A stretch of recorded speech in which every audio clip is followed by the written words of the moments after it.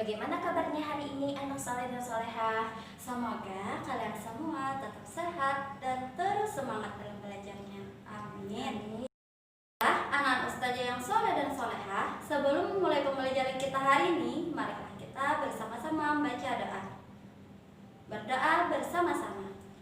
Bismillahirrahmanirrahim. Rabbi zidni ilma warzuqni fahma.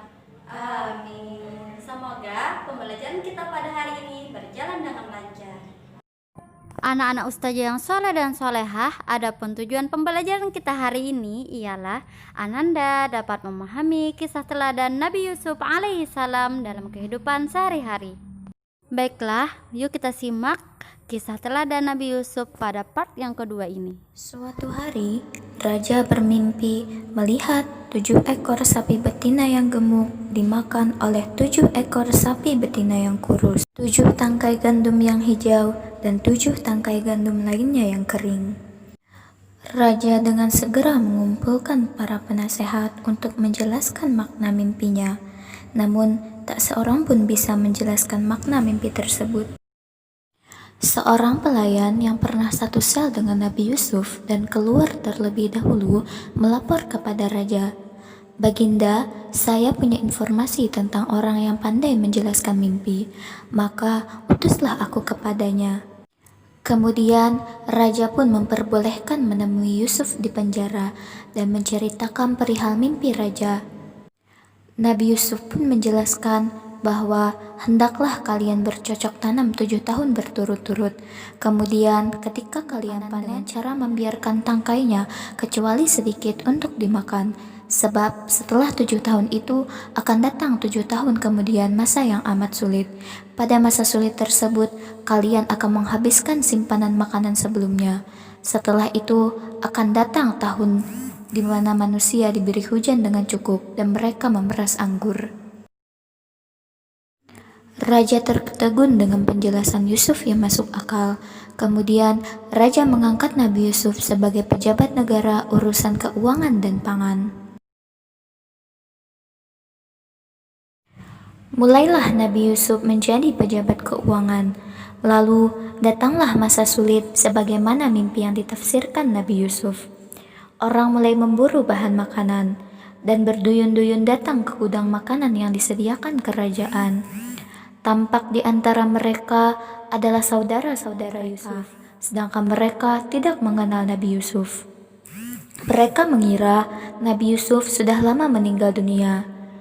Kemudian Nabi Yusuf mendekat kepada mereka dan bertanya tentang asal-usul daerah mereka serta keluarga mereka.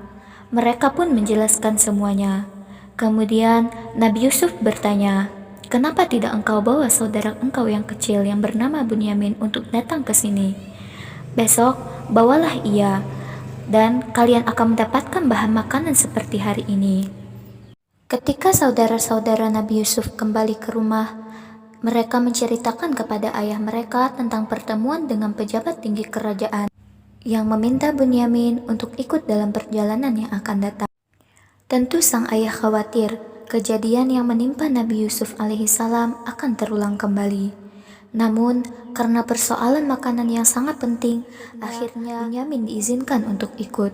Ayah mereka, yakni Nabi Yakub alaihissalam, kini sudah tua dan kehilangan penglihatan karena sering bersedih dan menangis mengingat nasib Nabi Yusuf. Para putra Nabi Yakub kini datang kembali ke kerajaan dengan membawa Bunyamin. Di tengah kesibukan menumpuk bahan makanan, Nabi Yusuf secara diam-diam menghampiri Bunyamin dan berbisik kepadanya, "Wahai Bunyamin, sesungguhnya aku adalah saudaramu, Yusuf. Allah telah melindungiku dan memberiku kekuatan. Nanti akan kususun rencana agar kamu tertinggal di kerajaan ini dan saudara-saudaramu biarkan pulang ke rumah." Nabi Yusuf kemudian secara sembunyi-sembunyi memasukkan gelas emas milik kerajaan ke dalam karung milik Bunyamin. Ketika mereka akan meninggalkan istana raja, tiba-tiba pengawal istana mengumumkan telah terjadi mencegat semua rombongan. Saudara-saudara Nabi Yusuf bersumpah bahwa mereka tidak datang untuk mencuri. Namun sayang, Ternyata para pengawal kerajaan menemukan piala itu di dalam karung Bunyamin. Bunyamin pun ditahan dan saudaranya yang lain dipersilahkan pulang.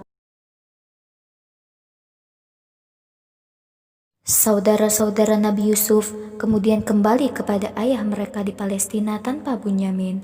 Mereka mengabarkan apa yang telah terjadi.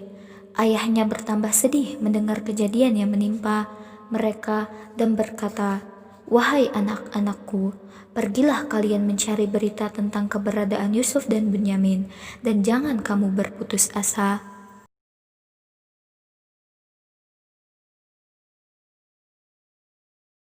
Sewaktu mengambil makanan berikutnya, Nabi Yusuf mempertemukan Bunyamin dengan saudara-saudaranya.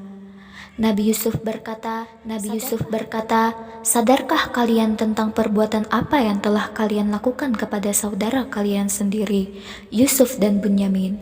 Mereka sangat terkejut karena di hadapan mereka ternyata adalah Nabi Yusuf, yaitu adik mereka yang pernah mereka buang ke dalam sumur.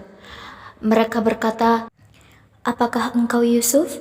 Nabi Yusuf pun menjawab, "Benar, aku Yusuf." Mereka mengakui kesalahan dan memohon maaf atas perbuatan mereka yang telah membuang Yusuf. Nabi Yusuf berkata, "Kalian tidak akan dihukum dan dipersalahkan. Aku mohon kepada Allah ampunan dan rahmat bagi kalian, dan Allah Maha Penyayang." Setelah menanyakan keadaan ayahnya, Nabi Yusuf kemudian mengirim jubahnya supaya diusapkan ke wajah ayahnya, agar ayahnya segera diajak menuju istana. Akhirnya, saudara-saudara Nabi Yusuf pun pulang ke rumahnya. Sebelum sampai di rumah, ayah mereka berkata bahwa sesungguhnya aku telah mencium keberadaan Yusuf yang masih hidup. Maka benarlah ketika mereka tiba, jubah Yusuf diusapkan ke wajahnya dan muncullah kegembiraan di hati sang ayah. Penglihatan ayahnya pun dengan izin Allah Subhanahu wa taala telah pulih kembali. Saudara-saudara Nabi Yusuf dan ayahnya segera berangkat menuju Mesir. Nabi Yusuf menyambut kedatangan mereka. Nabi Yusuf langsung duduk di samping ayahnya. Setelah itu, Nabi Yusuf menyatakan kepada ayahnya, "Inilah mimpiku sewaktu masih kecil dulu, melihat 11 bintang, matahari, dan bulan bersujud kepadaku. Allah Subhanahu wa Ta'ala mewujudkannya dengan banyak kebaikan kepadaku dan membebaskanku dari penjara serta mempertemukan kita kembali."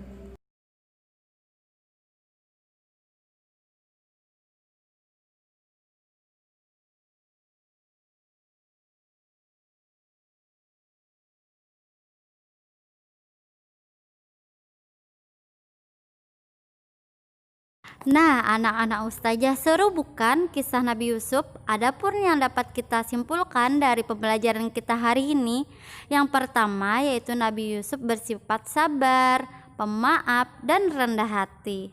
Nah, untuk tugas Ananda, setelah Anda menyimak video dari ustazah, silahkan Ananda konfirmasi kepada ustazah, sertakan nama serta kelasnya ya.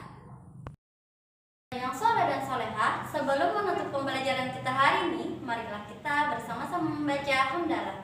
Alhamdulillah.